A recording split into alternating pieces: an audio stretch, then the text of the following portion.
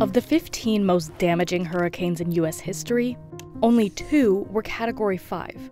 Hurricane categories are based on wind speeds and only wind speeds. But what often creates the most damage is water. Given all of the new codes, most homes can really survive Category 5 winds. However, they can also float away fully intact.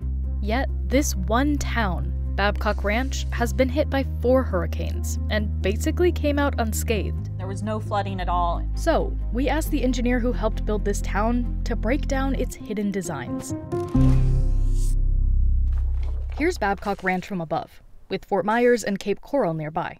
For a lot of the surrounding areas, everything is developed very grid-like, which is traditional because it utilizes the land the best. But this type of development doesn't always consider how nearby wetlands expand and absorb excess floodwater. You do have a waterway that flows right through here. These areas that used to act as a sponge are kind of all taken up by development, and so these areas are very prone to flooding.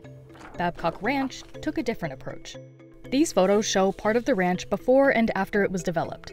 All the dark patches are wetlands, and you can see how the ranch was built around them, leaving some areas where they'll flood and connect untouched. It was very important to us to utilize the existing water systems. But it didn't just leave these systems intact. Babcock Ranch also mimicked them. To do this, they turned the ponds and lakes into a network of bowls. So the way the entire system is designed is each of these lakes acts like a very bottom of a bowl, and the rest of the system is built up around the edges of the bowl, and it sits a little bit higher. So you have the houses at the highest point, and the houses, the water falls off of it and it goes down into the bowl. Each bowl is connected through a series of pipes underground. That way, if one lake fills up, it won't spill over. It'll just drain to a different bowl with more capacity. Then, if there's a blockage, all these extra pipes help ensure the water keeps flowing. And Babcock's system lets them control the water levels, allowing them to drain the bowls before hurricanes to accommodate the extra water, which is eventually discharged down to the river.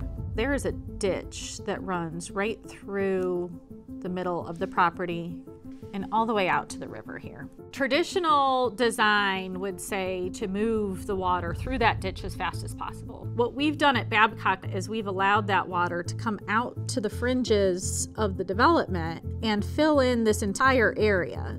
Slowing the water down lets the wetlands absorb some of the water, preventing an onslaught of stormwater from inundating the river and surrounding areas.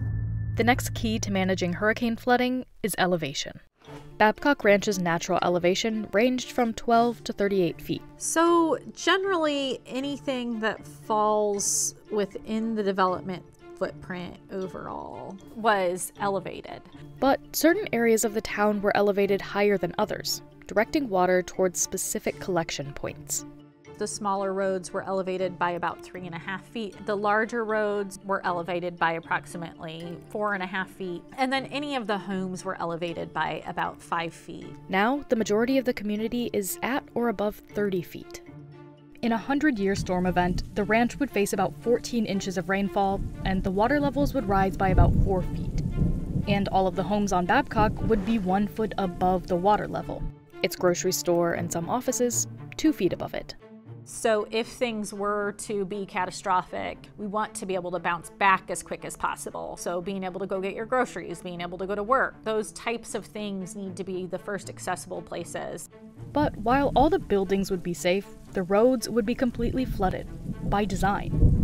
At a certain point, they're going to go underwater because they were what was built the lowest. We can intentionally use those roads to help direct the flow to allow the water to connect between the lake and the roads away from the homes and the structures. But much of the ranch's success also lies in its location. It's about 20 miles inland from Florida's west coast. And that distance alone is enough to mostly protect it from the deadliest force in a hurricane, storm surge. As hurricanes move inland, they push a huge volume of water ashore at high speeds and with immense force. It's going to pull the water from the Gulf and push it all the way inland this way. Take Hurricane Helene. Hurricane Helene kind of took the path here and made landfall around the Keaton Beach, Steinhatchee area, where 80% of the buildings were completely destroyed from storm surge being 12 to 16 feet overall. But as a storm moves inland, so a 9-foot storm surge on the beach, for example, would get up to the rafters in the house. What you'll see is a 9-foot storm surge here is only a 3-foot storm surge here.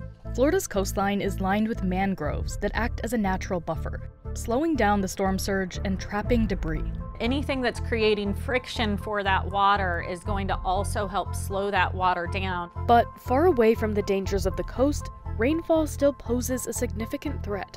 About 25% of hurricane deaths in the U.S. occurred in inland counties. As we've seen more and more storms that are exceeding 100-year events across the United States, it appears more and more likely that designing to a 100-year storm event is not going to be enough to keep a home from flooding over the course of its built life. There's a 1% chance every year that a 100-year storm event will happen. And since Amy started working on this project, we've seen 3 100-year storm events. Hurricanes have cumulatively caused over 7,000 deaths and cost $1.5 trillion in damages since 1980. And Florida is one of the most vulnerable places in the country. So, while the current laws mandate many homes be built to withstand a 100-year event, some developers are building beyond the requirement. Just look at Hunters Point, a new coastal development. It was required to build at an elevation of 10 feet above the flood zone, but instead, it was built 16 feet above it.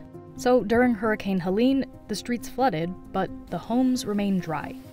Each one that sold has gone for upwards of $1 million.